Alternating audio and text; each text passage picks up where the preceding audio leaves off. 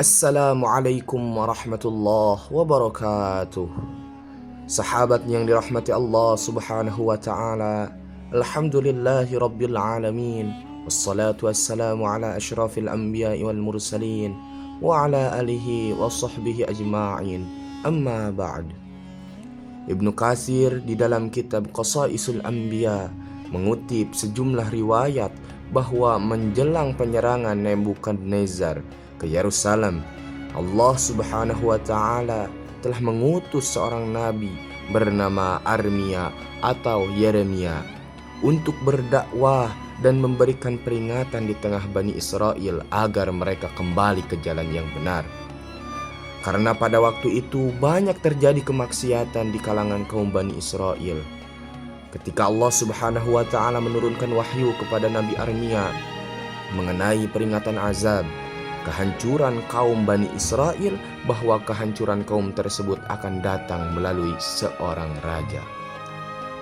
Ketika menerima wahyu dari Allah subhanahu wa ta'ala, Nabi Armia berkata, "Wahai Tuhanku, Maha Suci Engkau dan segala puji hanya bagimu. Engkaulah yang Maha Tinggi.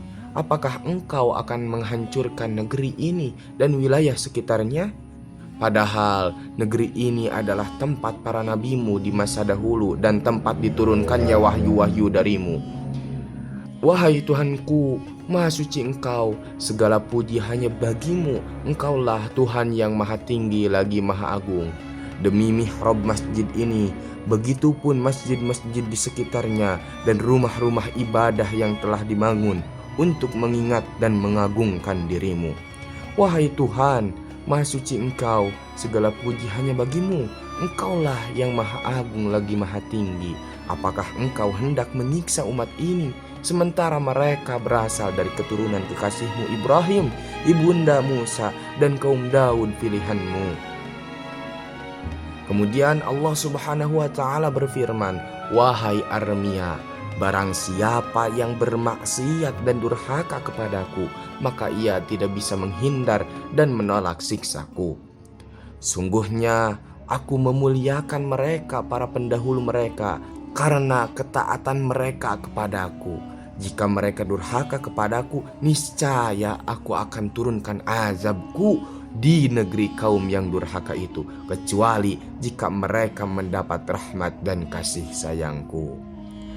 Nabi Armia pun menyampaikan wahyu peringatan tersebut kepada kaum Bani Israel. Setelah mendapatkan peringatan tersebut, kaum Bani Israel malah menganggap Nabi Armia orang gila. Mereka kemudian menangkap Nabi Armia dan kemudian mengikatnya. Kaum Bani Israel kemudian menjebloskan Nabi Armia ke penjara. Setelah itu kejadian tersebut, Allah subhanahu wa ta'ala berkehendak dengan mengirim raja Babilonia, yakni Nebukadnezar atau Bukhtanasor, yang berkuasa di era 605 sebelum Masehi sampai 562 sebelum Masehi.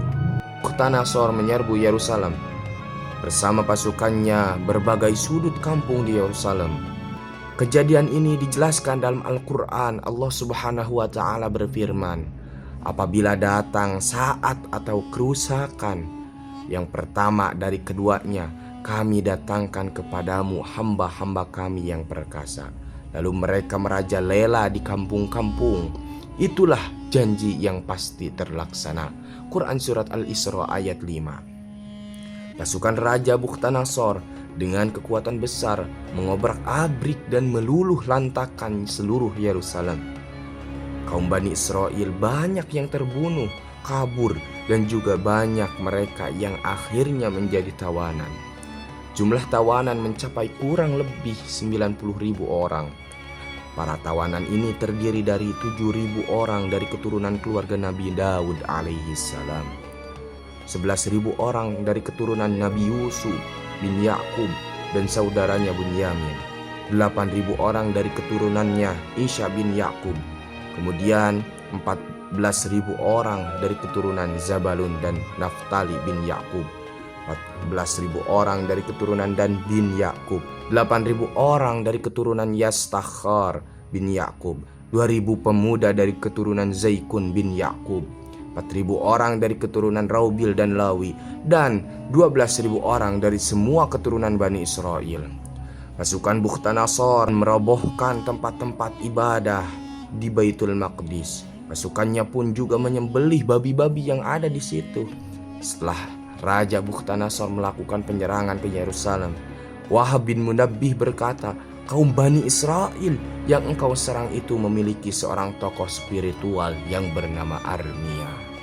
Ia telah memperingatkan kaumnya perihal dirimu yang melakukan penyerangan kepada mereka, melakukan pembunuhan massal, menghancurkan masjid-masjid dan tempat ibadah mereka. Tetapi mereka mendustai dirinya, mengintimidasi, memukul dan menjebloskan ke dalam penjara. Setelah mendengar informasi tersebut, Raja Bukhtanasor segera memerintahkan pasukannya untuk membebaskan Nabi Armia dari penjara.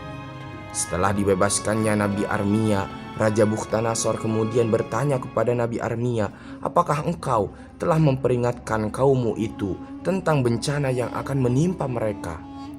Nabi Armia menjawab, ya. Bukhtanasor kemudian berkata, sungguh aku mengetahui hal itu. Kemudian Nabi Armia menjelaskan bahwa Allah telah mengutusnya kepada mereka kaum Bani Israel. Allah telah mengutus aku kepada mereka, tetapi mereka mendustai diriku. Kemudian Raja Bukhtanasor bertanya, apakah mereka mendustaimu, memukulmu, dan menjebloskan dirimu ke penjara? Nabi Armia mengiyakan pertanyaan Bukhtanasor. Pembicaraan antara Nabi Armia dengan Raja Bukhtanasor masih terus berlanjut.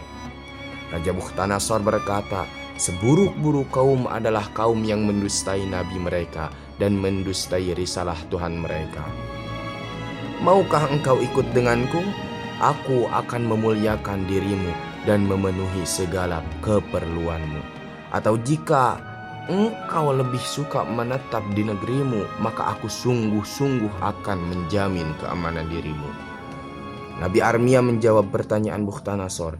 Ia berkata, sungguh aku senantiasa berada dalam perlindungan Allah selama aku tidak menyimpang dari ajarannya sesaat pun. Seandainya Bani Israel tidak menyimpang dari ajarannya, niscaya mereka tidak takut kepadamu dan kepada yang lainnya. Engkau tidak dapat menguasai mereka.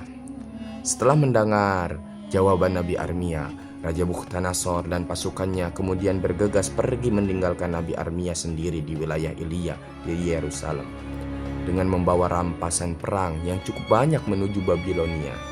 Dari kisah tersebut kita semua dapat mengambil pelajaran bahwasannya kemaksiatan dan kedurhakaan kepada Allah Subhanahu wa taala akan mendapatkan balasan kelak di akhirat maupun saat di dunia. Demikianlah kisah ini, semoga menambah pengetahuan kita semua. Amin ya Allah ya Rabbal Alamin. Wassalamualaikum warahmatullahi wabarakatuh.